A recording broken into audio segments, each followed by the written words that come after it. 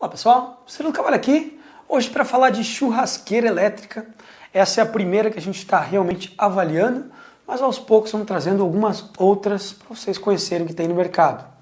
Em particular hoje é a Philco PCQ 1500D, para os principais detalhes da avaliação e também vários experimentos na prática que a gente fez por aqui.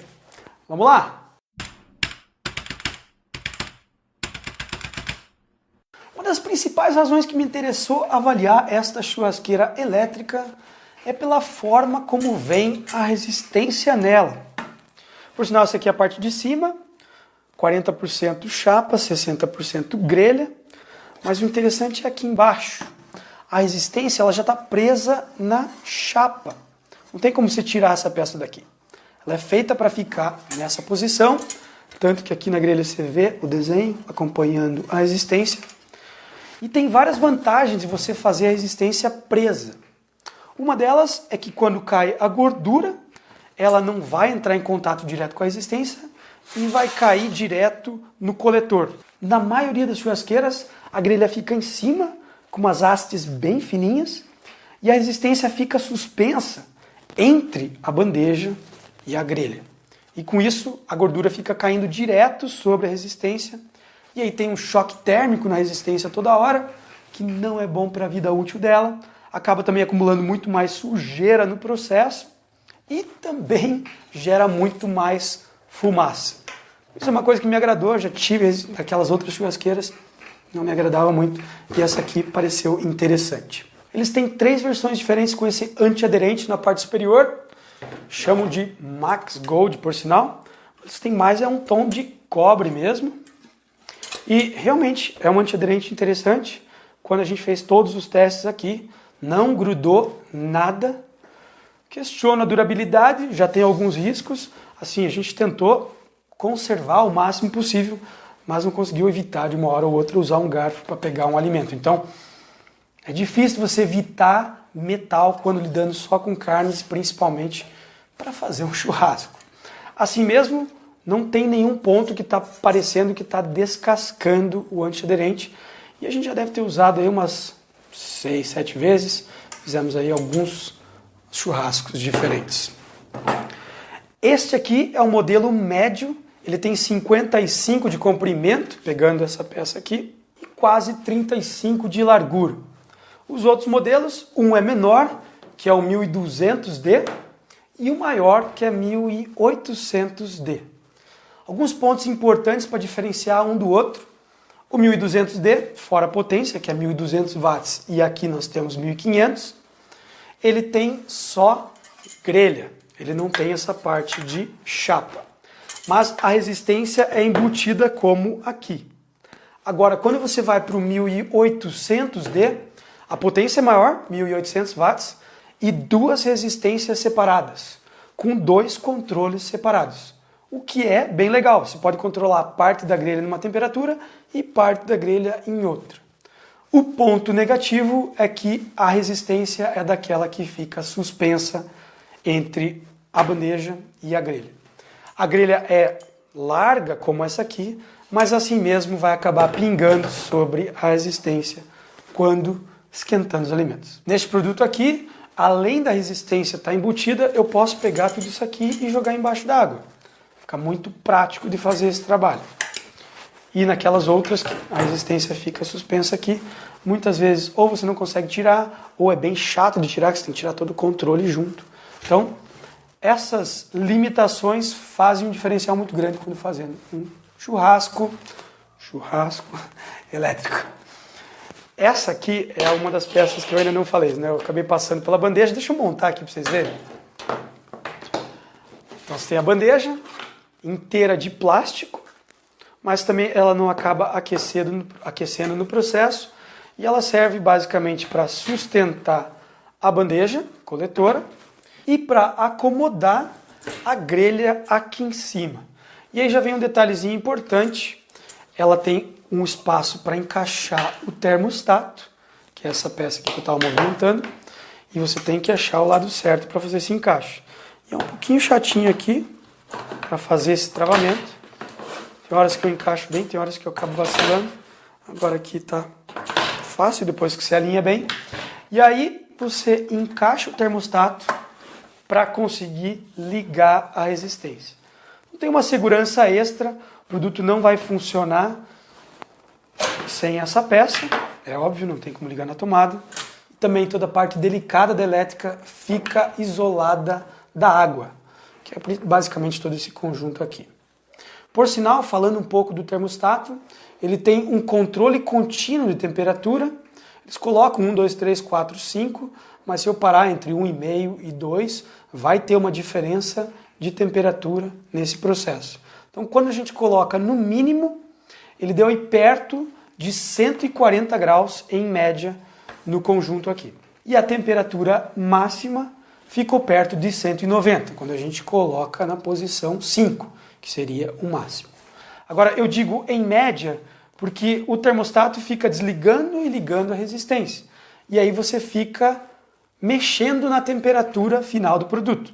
E nesse caso, o termostato vai causar uma variação de perto de 40 graus. Então, quando eu estou em 190, eu tive momentos que bateu 210 e tive momentos que bateu 170. E ele vai ficar oscilando ali.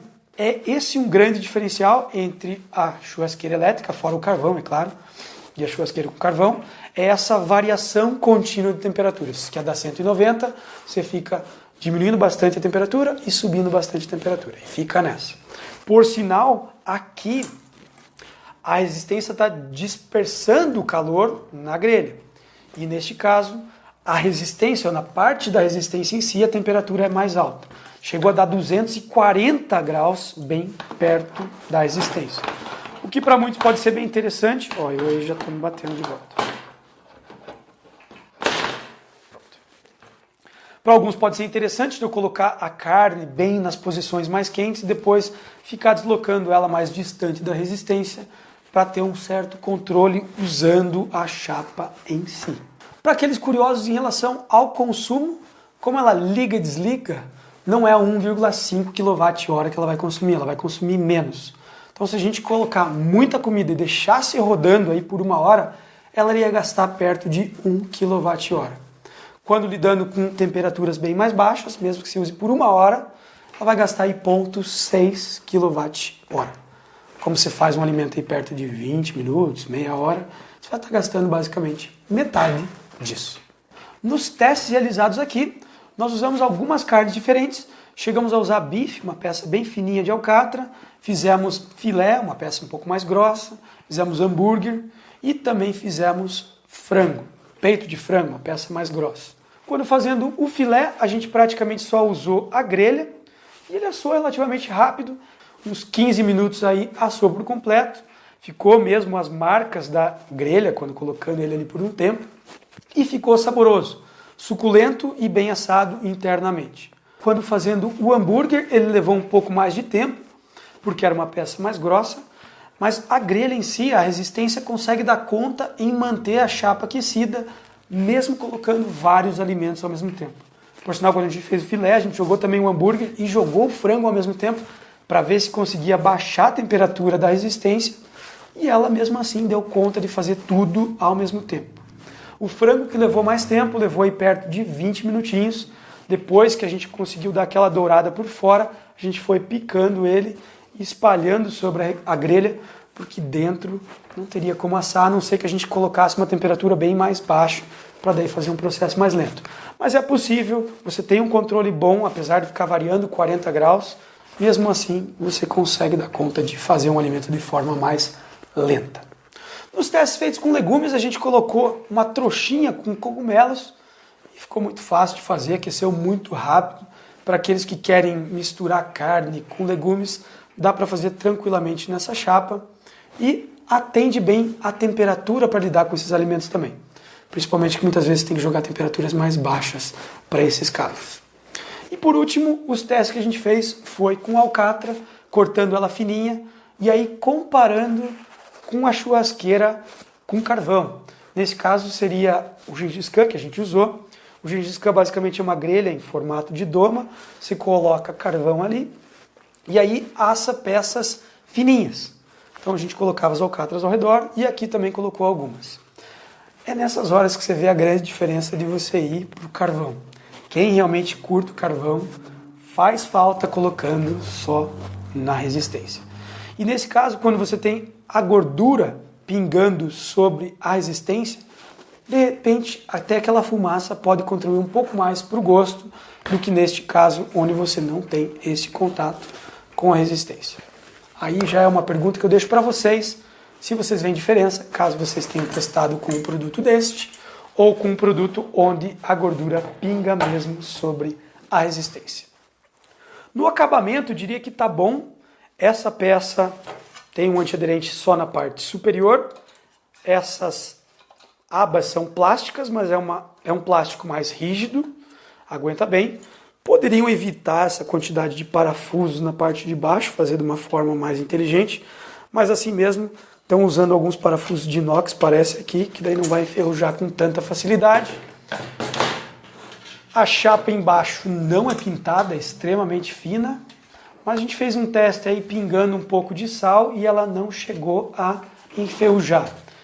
É uma camada provavelmente galvanizada, com o tempo não vai ter como evitar, vai manchar e vai machucar.